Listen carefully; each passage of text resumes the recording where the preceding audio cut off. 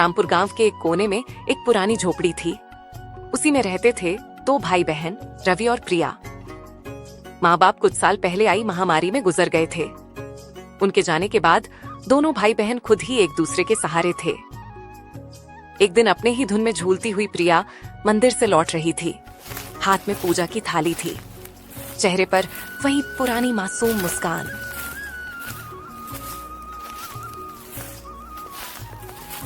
अभी आई है तू प्रिया? सूरज सर पर चढ़ आया और तू फूल चूहिया बनकर घूम रही है। भैया, मैं जल्दी आने वाली थी, लेकिन गौरी काकी की बकरी झाड़ियों में फंस गई थी। निकालने में थोड़ी देर हो गई। तेरा क्या है, तू तो सबकी मदद करती घूमती रहे, चाहे घर में चूल्हा जले या ना जले। भैया, आप गुस्सा क्यों करते हो? माँ कहती थी, जो दूसरों के काम आए वही इंसान कहलाता है। माँ अब नहीं है प्रिया, और उनके कहे बातों की अब इस दुनिया में कोई मूल्य नहीं रही। अब कोई किसी के लिए कुछ नहीं करता।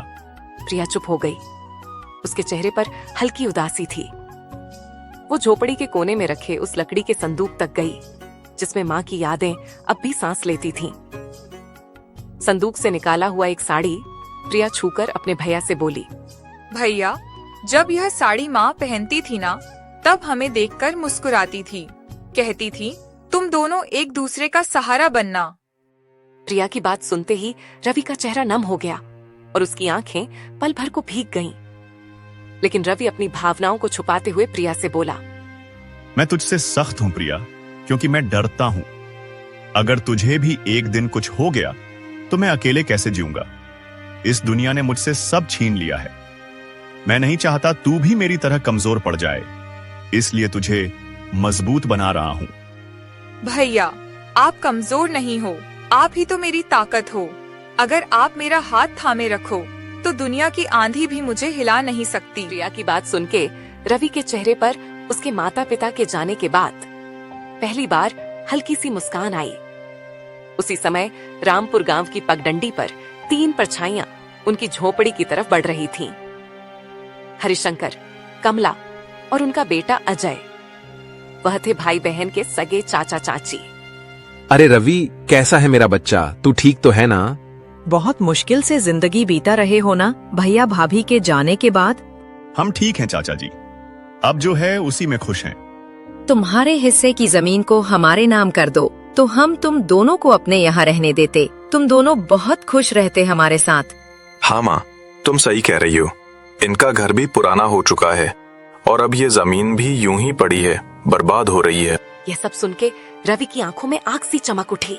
हमें किसी की जरूरत नहीं। बाबूजी की जमीन हमारी माँ और बाबूजी की आखिरी निशानी है, उसे हम यूं ही नहीं छोड़ेंगे। अरे बेटा, तुम्हारी जो खेतों की जमीन है वह भी तो बंजर ही पड़ी हुई है ना। और वैसे भी दुनिया समझदारी से चलती है और अनाथ बच्चे खेत नहीं जोतते। देख लेना, एक दिन रोते हुए आओगे हमारे पास, तब समझ आएगा कि रिश्तेदारों से मुंह नहीं मोड़ा करते। रवि को यह सब सुनाकर तीनों वहां से निकल गए। लेकिन प्रिया ये सब घर के अंदर से सुन रही थी। ये सुन के उसका चेहरा उतर गया। भैया, क्या सच में हम अकेले पड़ जाएंगे?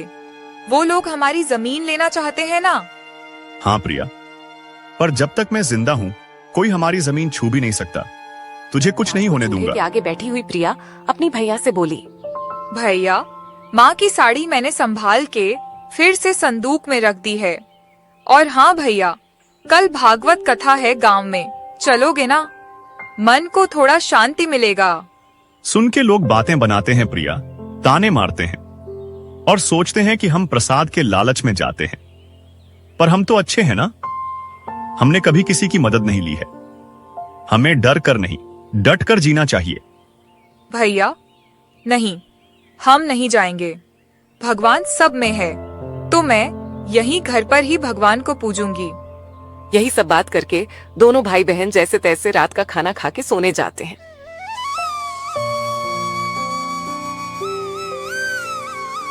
अगली सुबह दोनों भाई बहन अपनी जमीन को देखने जाते हैं, जिसमें दोनों ने मेहनत करके थोड़ी सी सब्जियां उगाई थीं। भैया, अच्छा हुआ कि माँ बाबूजी के जाने के बाद हमने यह जमीन बेची नहीं। अभी देखो, हमने मेहनत करके कितनी सारी सब्जियां उगाई हैं। अब हम किसी व्यापारी को यह बेच के थोड़े पैसे कमा सकते हैं। हाँ, तू ठीक बोल रही है। इसे बेच के कुछ दिन का तो गुजारा हो जाएगा, लेकिन लेकिन क्या भैया? इसे बेच के हम कुछ दिन ही गुजारा कर पाएंगे। उसके बाद क्या? अरे आप मायूस मत हो भैया, मुझे सिलाई बुनाई का काम आता है। मैं वो करके घर खर्चे निकालूंगी। आप बस घर संभालना। कोई जरूरत नहीं तुझे यह सब करने की। तू क्या मुझे बेकार समझती है? तू घर पर ही रहना। मैं लोगों के घर काम करने जाऊंगा, और मुझे बांस की सींझें बनाना भी आता है, जो बाबूजी ने सिखाया था। ये करके मैं घर का गुजारा निकाल लूंगा। ये सब बात करके दोनों कुछ समय अपने खेत में व्यतीत करने के बाद घर आते हैं और अपने अपने काम में लग जाते हैं। रात को जब दोनों सोने जाते हैं, तब दोनों भाई बहन अपनी मुश्किल भरी जिंदगी के बारे में एक दूसरे से बात करने लगते हैं। भैया, माँ बाबूजी के बिना ये रातें और भी डरावनी लगती हैं। सब कुछ खाली लगता है ना? हाँ प्रिया, पर अब हम माँ बाबूजी दोनों की जिम्मेदारी निभा रहे हैं। हमें हार नहीं माननी। ये जमीन, ये घर, सब कुछ उनका दिया हुआ है। हमें इसे बचाना है, किसी भी कीमत पर। यही सब तो माँ बाबूजी की यादें हैं। रवि बहुत ही हिम्मती था। वह तो किसी से मदद भी नहीं लेना चाहता था, लेकिन उसे अपनी बहन को लेकर बहुत चिंता होती थी। अगले दिन जब दोनों भाई बहन खेत पर पहुंचे, तो देखा कि इस जमीन के बीच एक खूंटी गाड़ी हुई थी।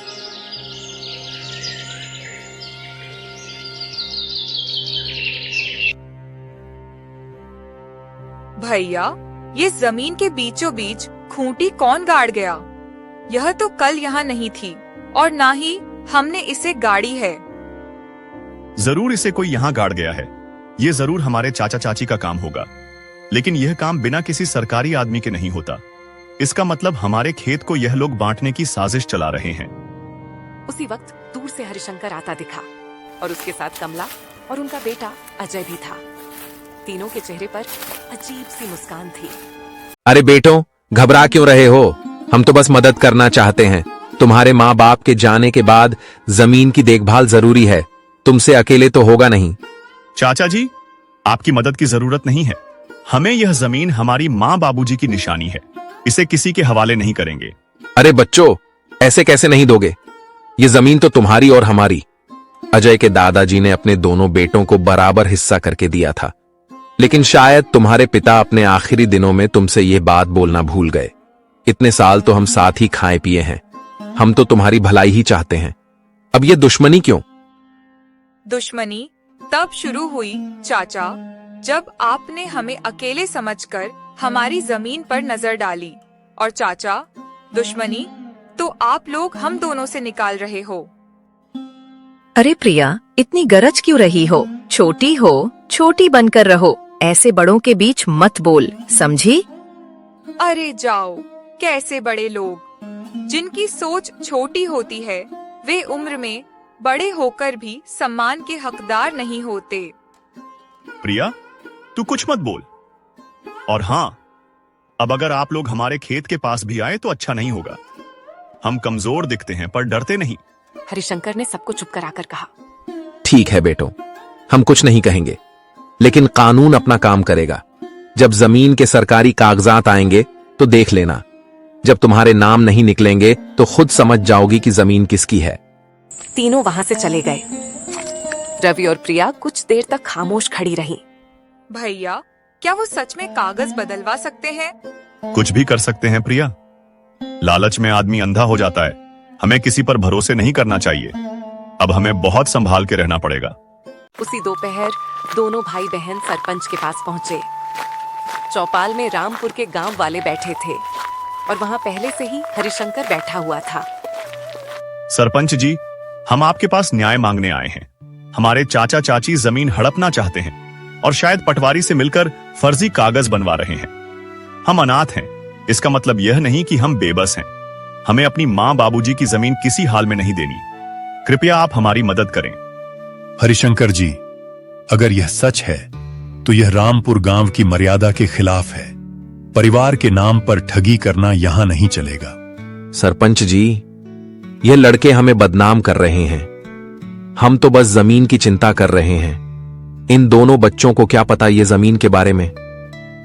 ये जमीन के बाद तो इनके पिता और मैं ही जानते थे। मेरा भाई तो अब इस दुनिया में नहीं रहा, इसीलिए अब मुझे ही तो सब कुछ देखना पड़ेगा। गांव वालों में फुसफुसाहट होने लगी। हमने इन बच्चों को बचपन से देखा है, ये झूठ नहीं बोल सकते। हरिशंकर के मुंह में राम, बगल में छुरी, हम सब समझते हैं।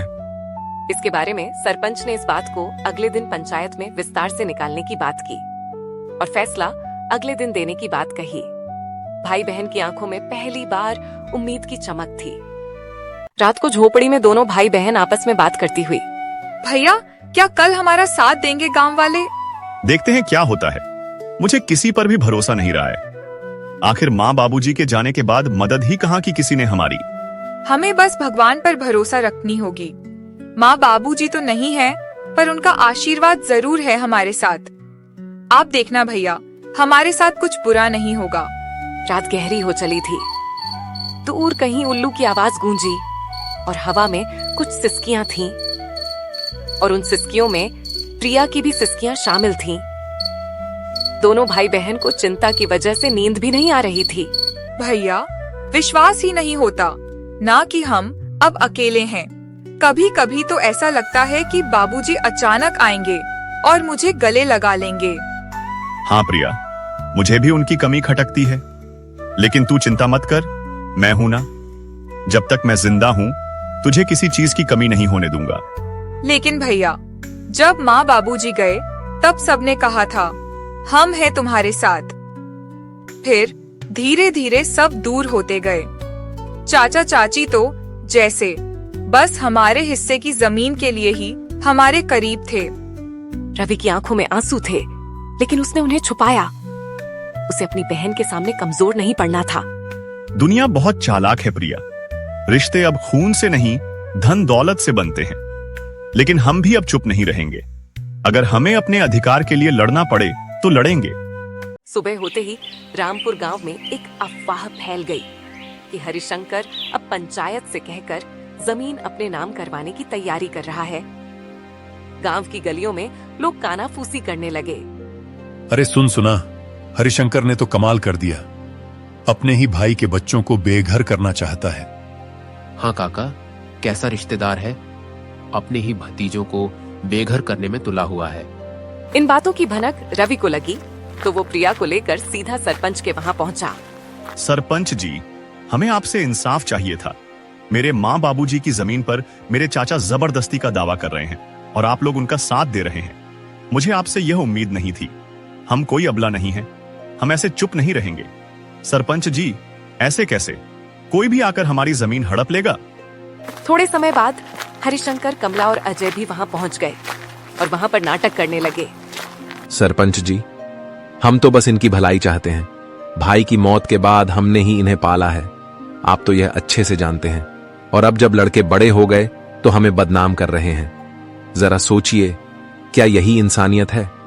रवि बेटा, तुम्हारे चाचा तो ठीक कह रहे हैं। तुम लोग तो एक ही परिवार के हो। परिवार के बीच यह झगड़ा क्यों? वैसे भी सरकारी कागजात के हिसाब से तुम्हारी जमीन में इनका भी हक है। ऐसे कैसे सरपंच जी?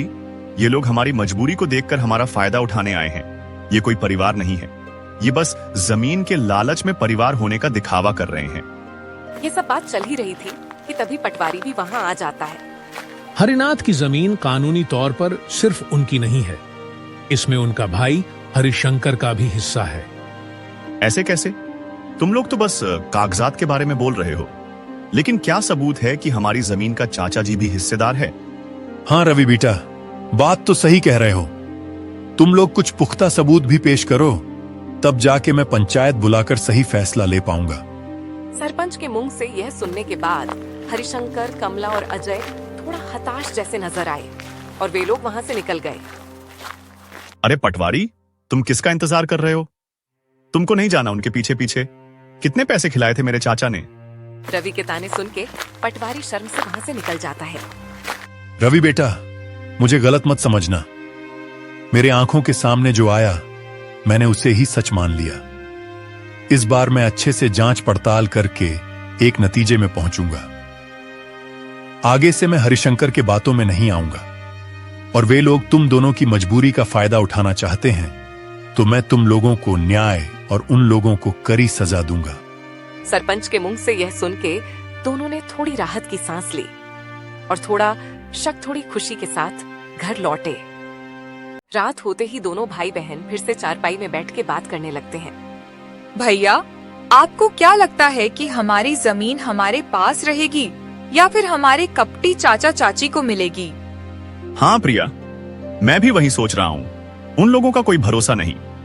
वे लोग इतने लालची हैं कि हमारे साथ कुछ भी कर सकते हैं। माँ बाबूजी के जाने के बाद उन लोगों ने अपना असली रंग दिखाना शुरू कर दिया है।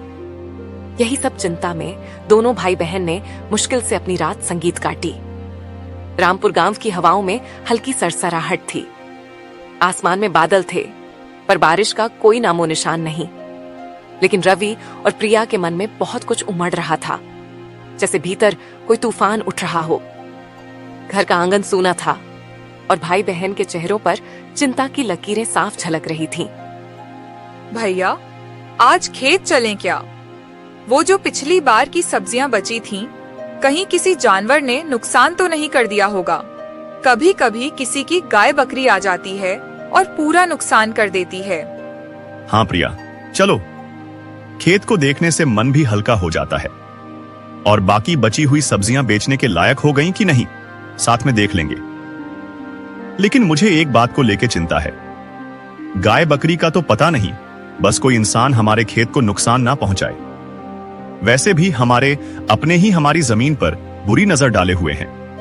दोनों भाई बहन खेत की ओर चल पड़े। रास्ते में पेड़ों की छांव थी और चिड़ियों की चहचहाहट। जैसे ही दोनों खेत के पास पहुंचे, प्रिया ने दूर से किसी की परछाई देखी। भैया, वह देखो, वह अजय ही है ना? अजय उनके सामने खड़ा हो गया, आंखों में गुस्सा, चेहरे पर घमंड। वो वहीं दोनों भाई बहन का रास्ता रोककर उनसे बात करने लगा।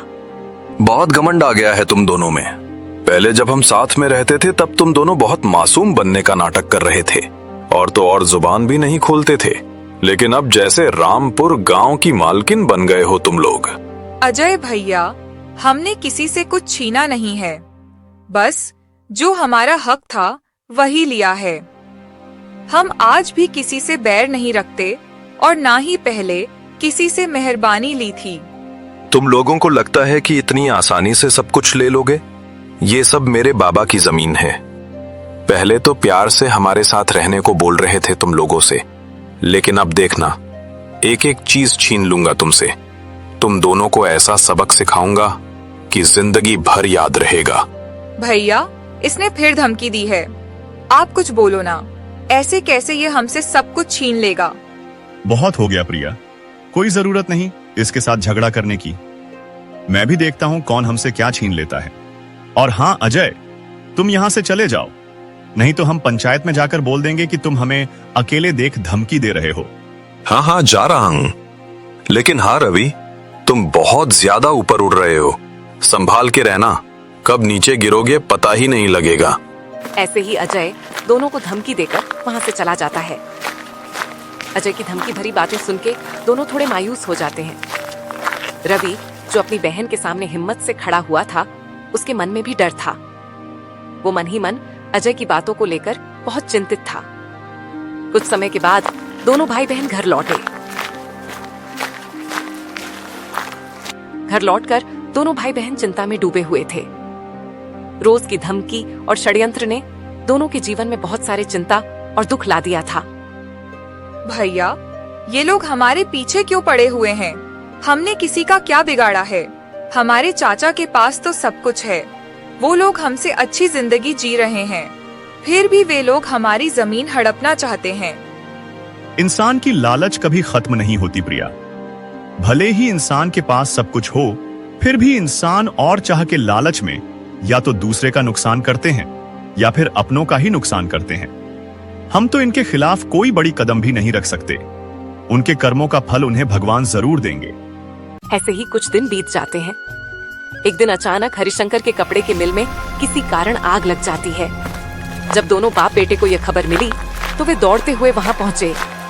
मिल के बाहर लोगों की भीड़ जमी हुई थी, लेकिन रामपुर के गांव वालों ने पहले से ही आग बुझा दिया था।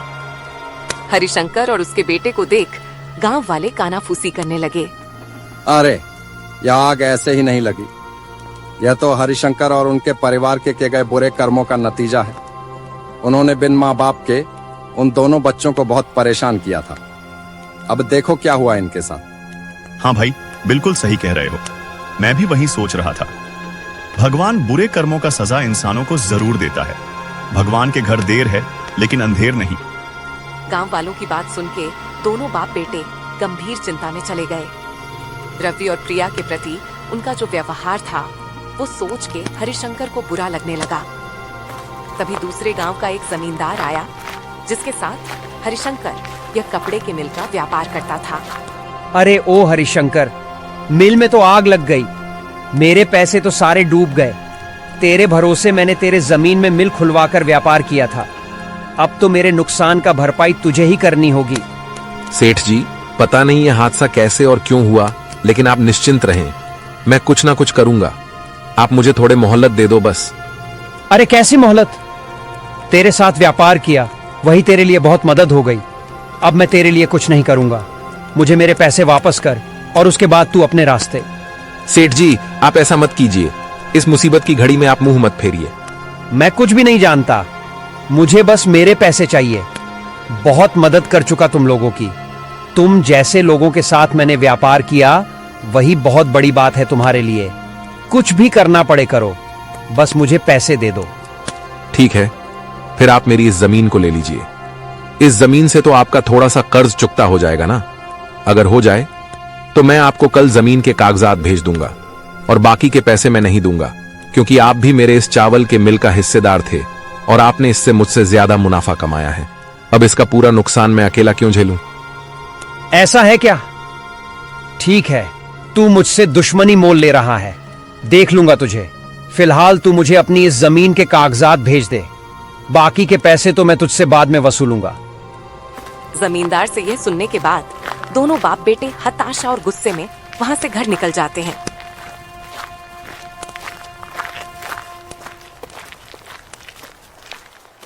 घर जाकर हरिशंकर अपनी पत्नी से आज के दुखद हादसे के बारे में दुखी मन से बताता है। अरे भाग्यवान, हमारे साथ ये क्या हो गया? हम तो पल भर में बर्बाद हो गए। पूरा कारोबार, जमीन, सब कुछ छीन गया। अब तो बस ये घर ही बचा हुआ है। मुझे पता है, ये सब भगवान हमारे बुरे कर्मों का फल दिया है हमको। जी, आप ऐसे मायूस मत हो, कुछ रास्ता होगा। हम ऐसे कैसे बर्बाद हो गए? और हाँ, आप तो वो दूसरे गांव के जमींदार के साथ व्यापार करते थे ना, उनसे मदद मांगिए ना, वो तो कुछ मदद कर देगा। अरे कैसी मदद माँ? वो आदमी मदद करेगा? अरे मदद छोड़ो, उसने हमारे कपड़े के मिल की जमीन को भी हड़प लिया। अरे ये क्या कह रहा है तू? अगर किसी से मदद नहीं मिली तो हम क्या करेंगे इस मुसीबत की घड़ी में? छोड़ो भाग्यवान, जो हुआ है वह सब अपने ही बुरे कर्मों का नतीजा है। तुम खुद ही सोचो, हमने मेरे दोनों भतीजों को कितना दुख दिया है, उसी का पाप लगा है हमें। हाँ माँ बाबूजी, बिल्कुल सही कह रहे हैं। हमने पाप किया है, हमें अब इसी दुनिया में पापों का फल भुगतना पड़ेगा। पता नहीं बिना पैसों के अब ये घर कैसे चलेगा। हाँ अजय बेटा, तू सही बोल रहा है। अब हम ये घर कैसे चलाएंगे? हमें तो रामपुर गांव में कोई मदद भी नहीं करेगा। रवि और प्रिया के ऊपर किए अन्याय के लिए गांव वाले भी हमसे नाराज हैं। ऐसे तो हम सड़क पर आ जाएंगे। ये सब बात करके तीनों बहुत उदास हो जाते हैं और तभी इस उदासी भरी माहौल में कमला बोल पड़ती है। जी, मेरे मन में एक विचार आया है, क्यों न हम रवि और प्रिया के पास जाकर उनसे मदद मांगे और साथ में उनसे हाथ जोड़ के माफी भी मांग ले। मदद? कैसी मदद माँ? वे दोनों हमारी कैसे मदद करेंगे? उनके पास तो मदद करने के लिए कुछ भी नहीं है और ना ही वे मदद करेंगे। आखिर इतना दुख जो दिया उनको हमने। अरे क्या बोल रही हो तुम? पागल हो गई हो क्या? कितना परेशान किया है उनको। अब किस मुंह से जाऊंगा उनके पास मदद मांगने? और वे तो खुद ही कितनी मुश्किल से जी रहे हैं, हमारी क्या मदद करेंगे वे? अरे आप लोग थोड़े शांत हो जाइए। हम उनसे पहले दिल से हाथ जोड़कर माफी मांगेंगे और उसके बाद हम उनके जमीन पर खेती करने की इजाजत मांगेंगे और खेती का जो भी मुनाफा होगा उनको भी आधा देंगे और हमारा भी जैसे तैसे गुजारा हो जाएगा। और हाँ, मैं इस बार लालच में नहीं बोल रही हूँ, मैं बुरी परिस्थितियों के चलते बोल रही हूँ। तुम बात तो ठीक ही कर रही हो। हमें तो कोई मदद करेगा नहीं और हमें तो ज्यादा कुछ काम भी नहीं आता, बस थोड़ा खेती बाड़ी जानता हूं मैं। और अगर वे लोग मदद के लिए मान जाएं, तो अजय भी हमारी खेती में मदद कर देगा। हाँ बाबूजी, मैं करूंगा मदद। चलिए बात करने जाते हैं उनसे, और अगर वे मदद नहीं भी करें तो कम से कम माफी की उम्मीद तो रख ही सकते हैं। ये बोल के तीनों रवि और प्रिया के घर पहुंचे। चाचा जी, आप लोग अब यहाँ क्या लेने आए हो? रवि बेटा, हमारा कपड़े के मिल पे आग लग गई है, हम तो पूरा बर्बाद हो गए। हाँ, मुझे पता चला आपके बारे में और मुझे इस बात का खेद है, लेकिन आप हमारे पास क्यों आए हो? क्या आपको लगता है कि आग हमने लगाया है? नहीं रवि, तू हमें गलत समझ रहा है। हम तो तुम दोनों से माफी और मदद की आस ले आए हैं। मदद? कैसी मदद चाची? क्या मदद चाहिए आपको? हम तो खुद ही जैसे तैसे जी रहे हैं, और आप किस हक से मदद मांग रहे हो? हम हैं ही कौन आप लोगों के? कमला ने गिड़गिड़ाते हुए रवि और प्रिया को सब कुछ बताया, और यह सब बात होते समय हरिशंकर और अजय शर्म से अपनी सिर झुका लिया था। हम मदद करेंगे चाची, जो हुआ सो हुआ। आखिर आप लोग हमारी चाचा चाची हैं, हम आपके साथ हैं। क्या बोल रही तू प्रिया? पागल हो गई है क्या? भूल गई कितना दुख दिया है इन लोगों ने हमें? और हमारे बुरे समय में ये लोग कहाँ थे? अब क्यों मदद करेंगे हम इनकी? ऐसे मत बोलो भैया, आज माँ बाबूजी होते तो वे भी इन मुसीबत में इनकी मदद करते। और माँ बाबूजी कहा करते थे कि माफी बहुत बड़ी जीत है और माफ करने वाला ही असली विजेता है। फिर भी प्रिया, मैं इन लोगों की करतूत नहीं भूलूंगा। मैं मदद करने के लिए तैयार नहीं हूँ। भैया, आपको मेरी कसम, कृपया आप उनकी मदद कर दीजिए। और वैसे भी इनको हमारे जमीन पर खेती करने देंगे तो हमारी भी बहुत मदद होगी, और हम आगे से हंसी खुशी एक साथ रह पाएंगे। मान जाओ ना भैया, मुझे माँ बाबूजी की कमी बहुत खलती है। इनके साथ होने से मुझे अच्छा लगेगा। रवि प्रिया का मासूम चेहरा देख उसके खातिर मान जाता है, और हरिशंकर, कमला और अजय ने भी हाथ जोड़कर माफी मांगी।